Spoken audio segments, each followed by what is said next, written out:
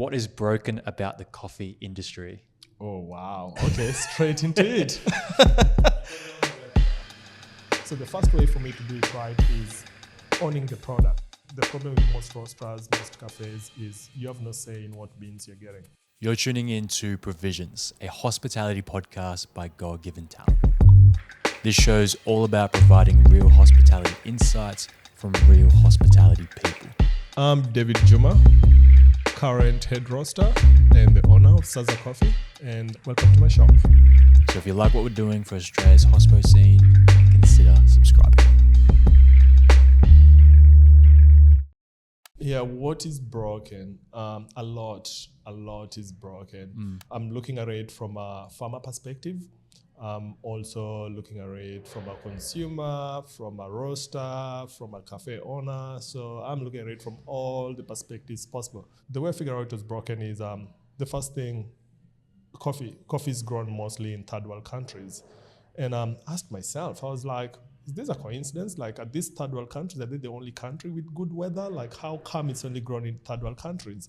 And it didn't take me long to actually realize the reason behind that. The reason behind that is coffee is very labor intensive. So it does not mean we can't grow coffee in Australia. We can grow coffee in Australia. I'm sure up in Gold Coast, in Queensland, there's so many people growing coffee down there that people have tried macro lots and stuff like that. But because 80% of the work of the bean is done in the farm. I know we always think like from roasting to preparing the coffee, that's it. But if you actually go down to the farms, it's a lot of work to get the cherry, remove the plum, dry it, get it ready. It's a lot. And if we had to do it here, paying $30 an hour, coffees would be worth $100 a cup. Easily. So that's the main reason we don't grow coffee here. So first of all, I'll talk with where I'm familiar with, which is Kenya.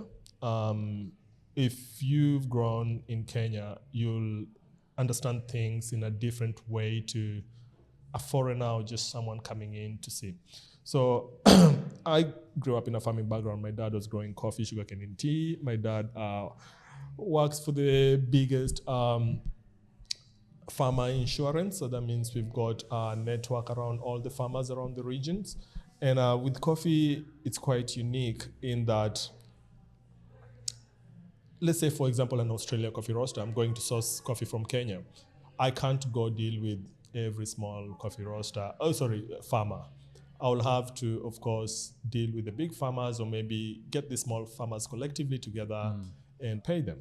But what happens is the farmers back home, they come together through cooperative societies. So, for example, farmers in Victoria or in Ringwood area would have one person to represent them.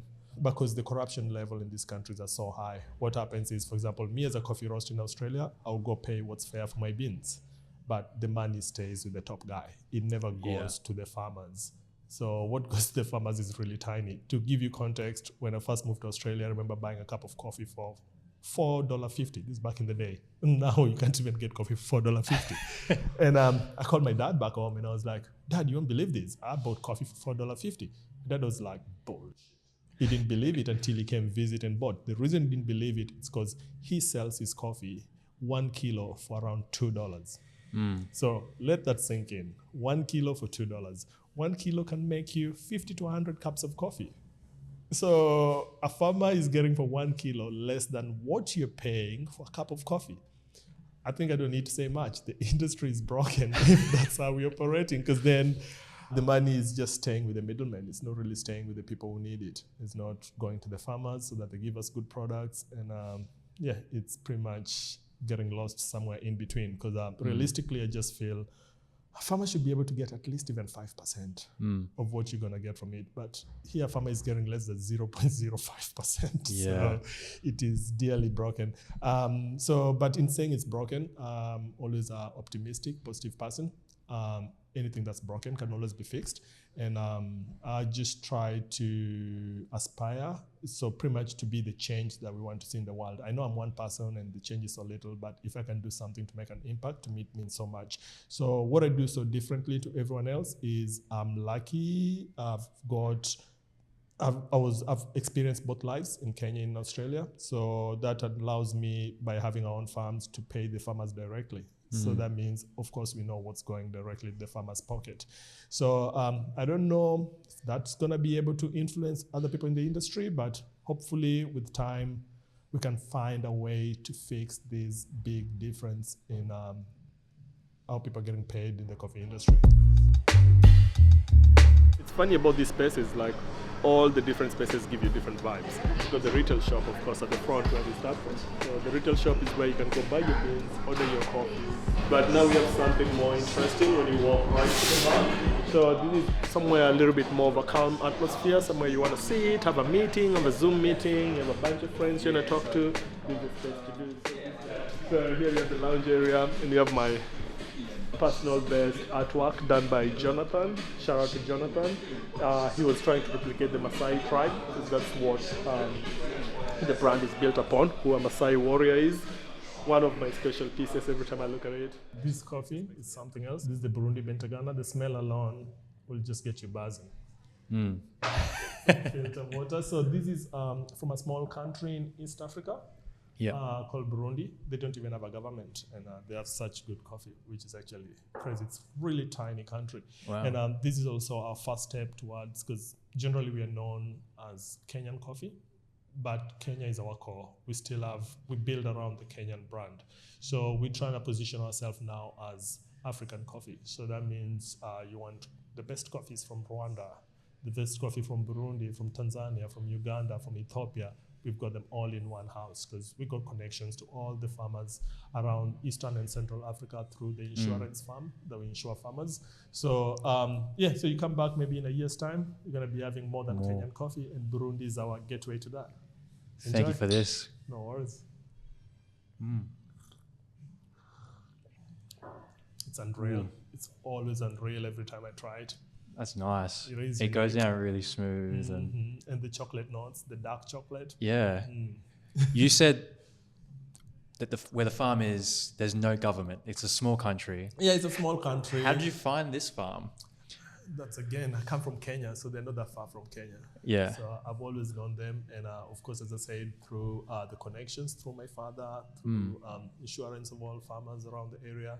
That means we got connection all around. So this was a personal introduction that was made to by one of the guys who insures the farmers. They showed me this small farm down in Burundi, and I really wanted to highlight their coffee. So it's a beautiful one. Yeah, wow. Right at the back is where I got the heart of the business. So this is the reason we're here. So everything starts with the Probat Phantom roaster. So this is a sample roaster, small roaster. We can roast a small quantities up to 20 grams. So when I first get the beans, that's where I'm going to roast the beans to try to figure out the strong component and nail down the profile. And then once we roast it there, bring it back to the big coffee roaster. Yeah, we got the Phantom where we bring all the big batches, roast it, pack them ready. We got the packing station there, then serve it in the cafe. First of all, I got into it for pursuit of quality consistently. And that also came through my personal experience. So personally, I drink a lot of coffee. And before I started Coffee Roaster, I had, of course, as everyone, I had like my favorite cafe. And I would go to my cafe, I would get a good coffee. I would go tomorrow, I'll get another good coffee. And then it would be bad. And then it would be good again. And I always wondered, I was like, okay, the coffee is great most of the time, but how come it can't be great all the time?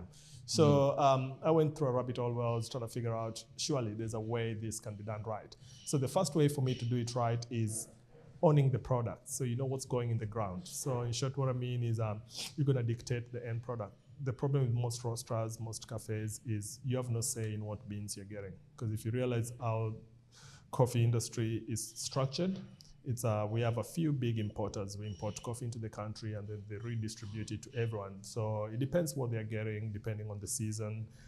But for me, knowing that I'm growing the coffee, that gives me that consistency because you're always going to get the same thing. So that was the first thing. And then secondly, I realized there's more into coffee too. It goes to the barista serving it. It goes to what milk you're using, it goes to what machines you're using. So we've invested heavily, of course, on equipments, machine, on training our staff, and all these in pursuit to always, when you step in here, you get that good quality and we don't compromise on quality. Yeah. I know you told me off camera, but how long has it been now since Saazaa's been open? Yeah, so it's our 5th year now. It's actually really unreal. Thinking Yeah. it's been 4 years going into 5. Yeah. Yeah. How's it feel for you on a personal level that you're now giving back to the farmers as well? Yeah. That's been a big highlight because to me, I believe for you to get the right results, it starts with happiness. You have to be happy.